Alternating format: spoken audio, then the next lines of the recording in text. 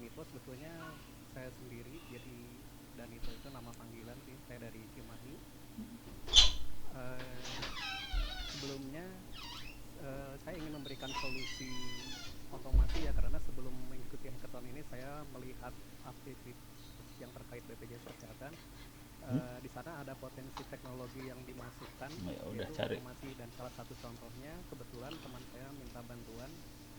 Teman saya itu menerima jasa apa, cetak kartu vaksin gitu. Jadi saya berikan contoh solusi otomasi untuk cetak kartu vaksin. Sebetulnya ini bisa diimplementasikan di hal-hal lain, sisi administratif di BPJS Kesehatan. Nah, cetak kartu vaksin memang jadi polemik ya akhir-akhir ini. Jadi memang ada kekhawatiran penyalahgunaan data dari proses pencetakan itu, kan datanya disimpan atau tersimpan di device-nya penyedia jasa cetak kartu. Jadi harganya juga bervariasi, mulai dari 10.000, ada yang sampai ratusan ribu kalau dikombin dengan uang digital, kartu uang digital. Nah, dari fakta di lapangan berdasarkan hasil tanya jawab ke beberapa penyedia jasa layanan cetak kartu, itu dari 1.000 orang yang divaksinasi itu setengahnya itu tertarik untuk mencetak kartu. Dan durasi dalam entry data hingga proses unduh paling cepat atau rata-rata lah gitu, itu sekitar 3 menit prosesnya tuh. Jadi mulai masukkan data orang yang mau dicetakkan kartu vaksinnya, proses unduh itu 3 menit. Kalau cetaknya sendiri tergantung jenis printernya. Harganya ya bervariasi. Kemudian, nah ini yang jadi masalah. Jadi file PDF atau kertas kartunya itu tersebar di penyedia jasa layanan. Itu yang menjadi concern dari pemerintah juga ya, untuk membatasi atau menindak jasa layanan cetak kartu vaksin ini. Namun kalau kita amati dari kenyataan di lapangan, itu mencetak kartu vaksin sebetulnya sebuah kebutuhan dari masyarakat, mau tidak mau. Kalaupun dibatasi, itu masyarakat ya bisa mungkin cetak sendiri atau ya ke jasa cetak layanan kartu vaksin itu. Jadi salah satu di antara alasan-alasan itu ya seperti ini, jadi tidak punya smartphone atau smartphone yang kurang memadai, tidak ada kuota, tidak install aplikasi Peduli Lindungi, antisipasi baterainya habis, alasan privasi, misalkan tidak mau install aplikasi Peduli Lindungi, diinstalnya di handphone yang sekunder tapi tidak dibawa. Atau ingin praktis, jadi pada saat nggak bawa handphone tapi bisa menunjukkan bahwa sudah divaksin. Jadi kebutuhan untuk kartu vaksin ini sebetulnya diperlukan oleh masyarakat, sebagian masyarakat setidaknya. Nah, dari jumlah orang yang divaksin saat ini, ini data kemarin sore itu cukup banyak ya. Jadi di situ tersimpan potensi sebetulnya. Potensi apa? Ya potensi pasar dan potensi penyalahgunaan data. Nah, solusi yang saya ingin berikan itu mengambil potensi pasarnya dan mengurangi penyalahgunaan datanya dengan cara memberikan kontrol. Jadi semacam ojek online ya. Kalau dulu kan dilarang ya, itu secara aturan itu dilarang karena tidak boleh gitu. Tapi karena kebutuhan masyarakat, akhirnya aturan yang menyesuaikan, namun dengan tentunya dengan cara dikontrol. Ini prototipe awal yang saya berikan solusinya untuk teman. Jadi ada kamera membaca QR code, yang sebelah kanan itu komputer mini Raspberry Pi, dan prosesnya itu tinggal menyimpan kertas, eh, secara otomatis membantu melakukan proses entry data hingga unduh. Pada awalnya sekitar 1 menit ya waktunya, namun setelah optimasi itu sekitar 30 detik. Ini contoh entry datanya. Jadi karena yang melakukan komputer itu cepat sekali ya, mungkin hanya di bawah 2 detik prosesnya itu entry data.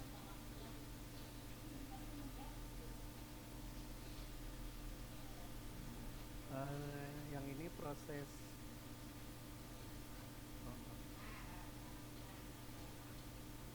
Nah, kalau ini proses cepatnya, karena saya tidak punya printer ya, saya minta dibuatkan video mencetak kartu. Jadi kartu itu tidak selalu berupa kartu, ada juga orang-orang yang ingin hanya kertas saja juga ada. Nah, ini yang saya buat dalam 5 hari ini karena melihat pengalaman prototipe yang sebelumnya itu eh, perlu perlu fokus yang tepat, jadi fix fokus untuk bisa membaca QR code dengan tepat, sehingga dibuatkan kotak khusus yang kameranya itu sudah diatur fokusnya, sehingga proses bisa lebih cepat dan pasti bisa terbaca. Fitur tambahannya ada kotak untuk sterilisasi berupa lampu UV yang secara otomatis dari aplikasinya juga. Nah, di dalamnya ini ada bermacam sensor, dan mengapa disebut dikontrol, karena alat ini sudah disiapkan untuk komunikasi data ke server. Jadi pihak BPJS kalau memang merilis alat ini bisa mengontrol apakah alat itu menjadi tidak aktif atau mendeteksi di mana lokasinya berdasarkan BTS atau GPS, itu bisa dikontrol. Oke. Oke. Mohon maaf Mas Pak Danito, ini waktunya Oh sudah iya, selesai untuk 5 menit. Kita ya, lanjut ke sesi tanya jawab ya. boleh silakan. Oke, untuk para dewan juri dipersilakan jika ingin langsung bertanya, seperti biasa, raise your hand. Oke, ini tadi Pak Hari sudah langsung raise the hand. Silakan Pak Hari, monggo pertanyaannya. Ya, baik. Ya, tadi isu yang diangkat menarik juga, dan sudah ada alat yang tunjukkan juga, tinggal lebih meyakinkan kita untuk melihat bahwa idenya itu berjalan dengan baik. Dan isu utamanya tadi soal uh, perlindungan data pribadi, bahwa data itu tidak kemana-mana gitu ya. Ya, tetapi tadi di sisi yang lain kita ingin adanya kontrol gitu ya. Kalau itu digunakan oleh BPJS misalnya atau institusi yang lain, dia ingin kontrol siapa saja yang sudah menggunakan itu gitu ya. Apakah data itu disalahgunakan atau tidak? Nah, kita tidak bisa melakukan mekanisme kontrol kalau data itu tidak kita rekam. Nah, ini agak kontradiktif menurut saya gitu ya. Mana yang kita lebih tekankan? Apakah kita mau menambahkan kontrol atau kita tetap selalu maunya alat ini yang penting adalah anonim. Tidak ada yang tahu siapa yang scan data di sana dan seperti itu. Silakan. Oh iya, terima kasih atas pertanyaannya. Oke, Uh, sebentar Mas Danito, oh, kita kumpulin dulu pertanyaannya. boleh Pak, silakan. nanti habis 2 pertanyaan baru langsung dijawab. Silakan Pak Ono untuk pertanyaan berikutnya. Terima kasih banyak. Sederhana aja pertanyaannya. Keren nih makhluknya. Pertanyaan sederhana aja. Itu kan di print. Bedanya yang printer Anda dengan printer yang lain apa? Itu aja. Jadi kan kita orang yang pengen kartu vaksin ngeprint di situ. Bisa juga orang lain ngeprint juga di printer lain gitu. Jadi bedanya apa? Terus bagaimana proteksi datanya? Jadi kalau orang lain bisa ngeprint juga, apakah data itu akan terproteksi juga di sebelah sananya gitu? Kan yang ini banyak banget, itu yang pertama. Terus yang kedua, eh, ini cuma konfirmasi aja sih. Itu berarti kalau kita dapetin QR code, jadi semua data pribadinya keluar ya? Gitu aja sih, data pribadi keluar. Berarti kalau kita orang lain, ini bukan ngomongin produk Anda sih. Jadi kalau orang lain dapetin QR code tadi, jadi misalnya di print ada QR code-nya segala macam. Ini saya asumsinya kartunya ada QR code juga ya. Jadi kalau ada QR code di kartu tadi, terus ada orang nyekan QR code tadi, bisa dapetin data pribadi orang itu ya, gitu. Ini pertanyaannya gitu aja sih. Silahkan. Oke, silakan tim Danito untuk menjawab. Baik, terima kasih atas pertanyaannya. Pertanyaan yang pertama, mohon maaf, terkait bisa dikasih clue, saya agak lupa tadi. Oh, oke. Ya, Pertanyaan pertamanya lebih kayak mana yang akan lebih ini dari Pak Hari, mana yang akan ya lebih Pak Hari. ditekankan? Apakah lebih memilih untuk tetap mengontrol atau memilih yang tetap menjadi anonim? Bukan begitu Pak Oh Hari? iya, ya betul-betul. Mohon maaf, saya agak gugup jadi lupa.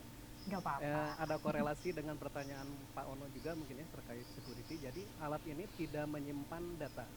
Yang dikirim ke server itu adalah log bahwa orang ini admin berarti ya, nanti tercatat sebagai admin pengguna alat ini, tercatat itu lognya saja, mencetak nick yang berapa gitu, sisa datanya lain itu dimunculkan sebelumnya dienkripsi. Jadi dari proses QR code, unduh PDF, itu langsung ekstrak data teksnya, dienkripsi, itu di file PDF-nya dimusnahkan, diproses untuk unduh di Peduli Lindungi, setelah sertifikat muncul itu di resize ukurannya, kemudian dicetak. Jadi alat ini bukan printernya, melainkan semacam komputer untuk ngeprintnya lah gitu, untuk membantu memproteksi datanya itu. Jadi data tidak ada yang disimpan, berbeda dengan proses manual kan, itu diserahkan lembarannya itu kadang juga diberikan ya, maksudnya disimpan beberapa waktu gitu. Nah itu yang menjadi rentan. Kalau ini kan karena prosesnya cepat, itu bisa instan. Nah, tinggal masukkan lembaran itu dan diambil kembali lembaran yang ada QR code-nya lagi. Mungkin pertanyaan Pak Hari ada yang terlewat, mohon maaf. Silakan lanjut ke berikutnya ada.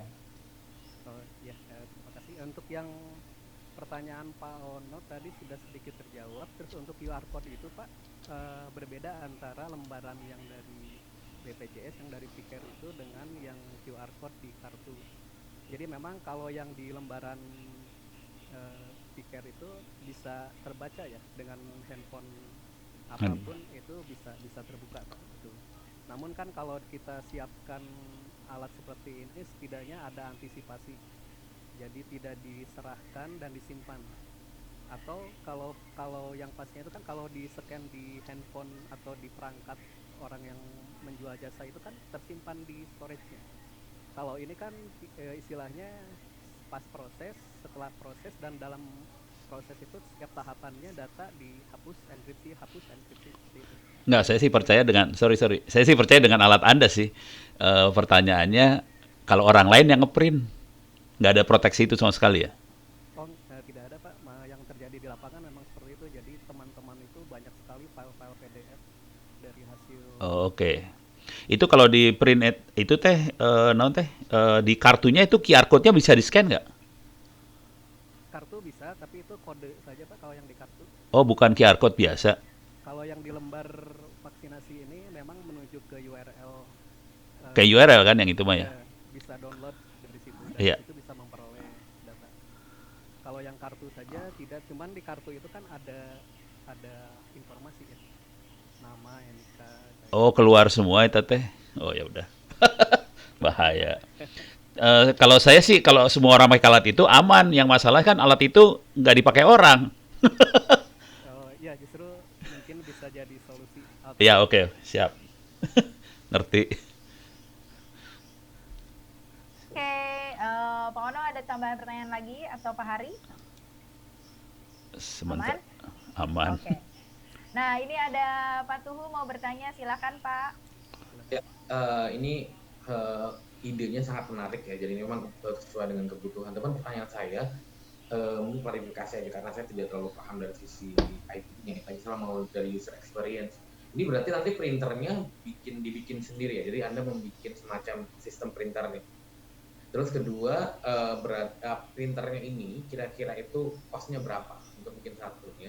Karena kan kebayang ini kan justru banyak nanti dibutuhkan di wilayah-wilayah yang di pinggir lah ya, yang internet susah gitu kan, atau misalnya mereka nggak pakai smartphone dan lain-lain. Terus ketiga, saya memastikan aja ini berarti nggak perlu ada koneksi internet ya ketika mereka harus print, karena kan misalnya kalau tadi ini solusinya kan justru di daerah-daerah yang tadi ya internetnya masih lemot dan segala macam gitu. Jadi seberapa ketergantungan terhadap koneksi internet untuk misalnya pun untuk print dan lain-lain.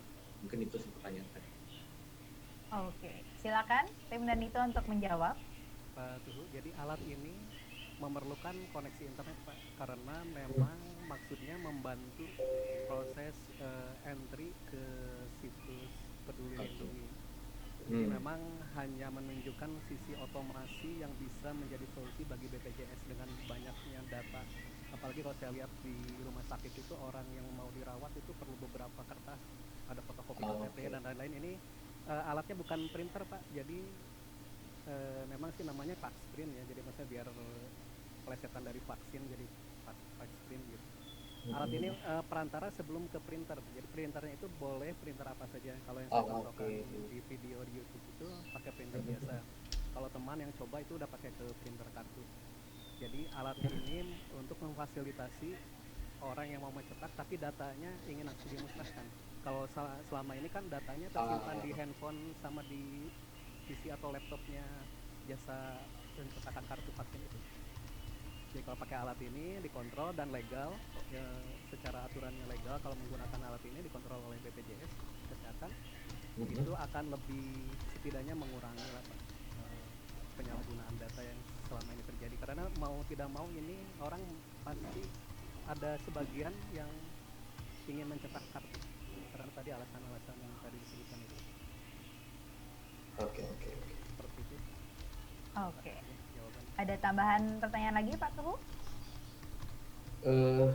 Oke, saya penasaran aja. Ini seberapa harus internetnya seberapa kencang? Karena ini sebenarnya kan menarik ya solusinya. Tapi kalau misalnya internetnya harus sangat kencang, saya nggak membayangkan di wilayah-wilayah yang tadi ya, jangankan Indonesia Timur gitu. Indonesia bagian barat yang agak di pinggir aja internet susah gitu. Tapi kalau misalnya ini tidak butuh internet yang kencang kayak misalnya beberapa apps itu kan sangat sangat kencang ya internetnya harusnya. Apakah bisa dengan internet yang mungkin nggak terlalu kencang untuk pakai alat ini? Jadi bisa di wilayah-wilayah yang tadi yang mungkin koneksinya masih agak susah di dekat gunung apa segala macam.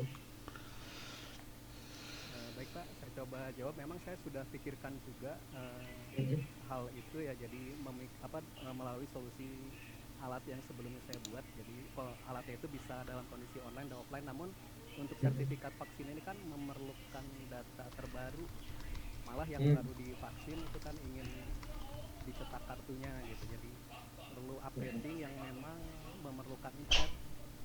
Khusus untuk data-data yang lama mungkin bisa kita kali lah gitu dengan storage yang disediakan di alat tersebut.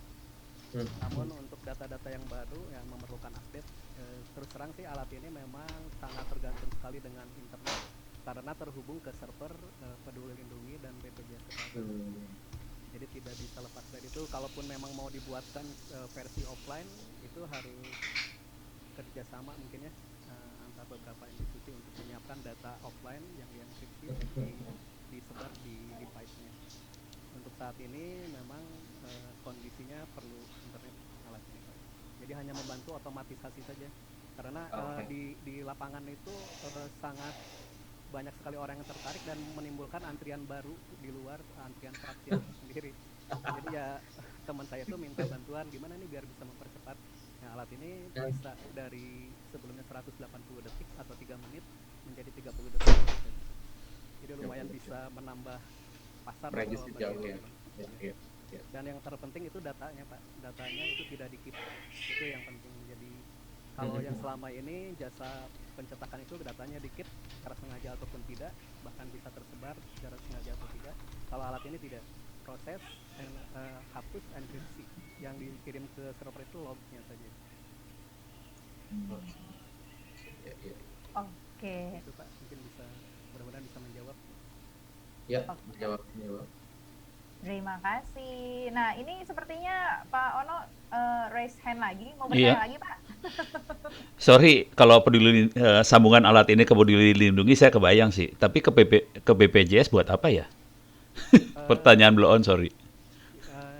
Tidak apa-apa, memang sebelumnya juga saya belum tahu ya, tapi setelah teman menceritakan prosesnya itu jadi tahu juga bahwa memang ada data yang dari tikernya BPJS Kesehatan diambil, Pak. Jadi dari proses kertas ini kemudian QR code-nya kan ke BPJS Kesehatan, Pak. Oh, itu QR code-nya bukan ke Peduli Lindungi ya? Bukan. Oh, bukan. Bukan ke sana. Oh. Karena memang waktunya terbatas untuk hackathon ini, saya belum mengimplementasikan AI. Sebetulnya kalau dari sini juga bisa sih di OCR ya, teksnya itu untuk diekstrak.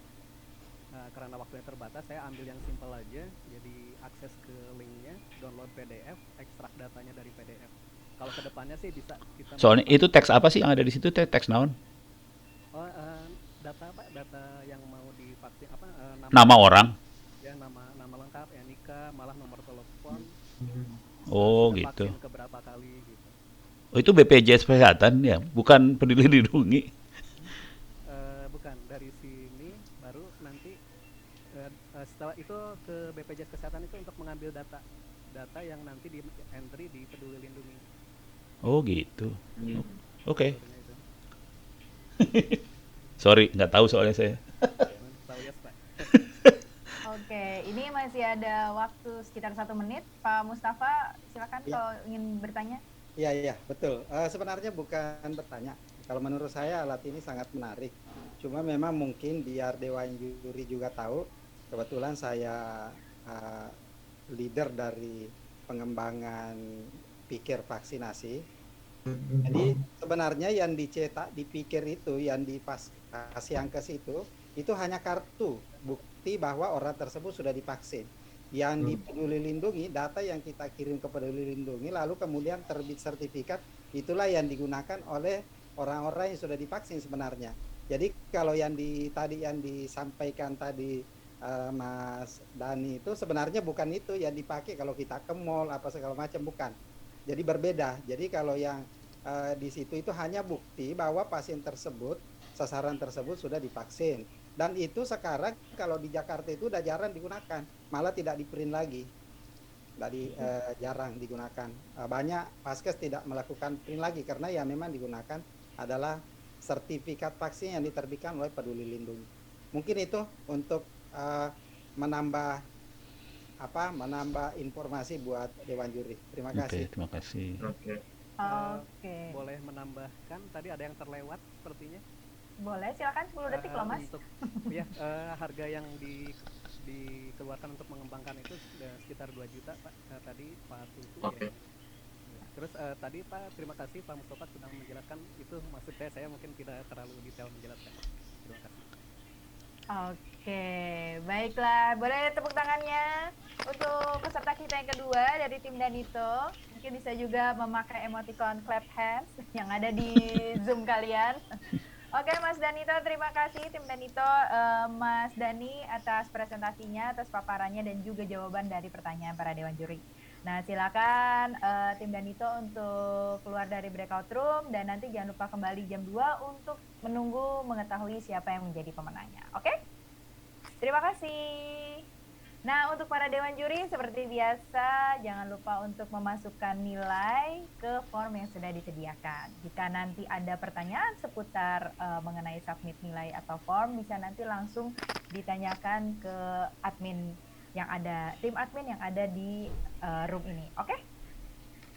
Nah, sembari menunggu para Dewan Juri memasukkan nilai, sekaligus juga menunggu persiapan peserta berikutnya, saya juga mau memberitahu sedikit fun fact mengenai Internet of Things, di mana di dunia teknologi ini, Internet of Things adalah salah satu sektor yang memiliki pertumbuhan yang paling pesat. Bahkan, hashtag Internet of Things sendiri sudah menjadi trending di sosial media Twitter pada tahun 2008. Jadi bisa dibilang Internet of Things itu bukan sesuatu yang kayak baru-baru banget gitu. Sebenarnya udah ada di sekitar kita. Nah, berikutnya kita ada peserta yang ketiga yaitu tim Exit. Untuk para Dewan Juri, apakah sudah selesai memasukkan nilai? Sudah. Oke. Dan sudah siap untuk lanjut ke peserta berikutnya? Yap, Oke, jempolnya mana Bapak-bapak? jempol. Jempol. Oke. Berikutnya kita akan mendengarkan paparan dari tim Exit, tim kita yang ketiga. Jadi silakan untuk tim Exit, Anda mempunyai waktu 5 menit untuk memberikan paparan yang nanti akan dilanjutkan dengan sesi tanya jawab selama 15 menit. 5 menit dimulai dari sekarang. Silakan. Oke, saya izin share screen. Ya.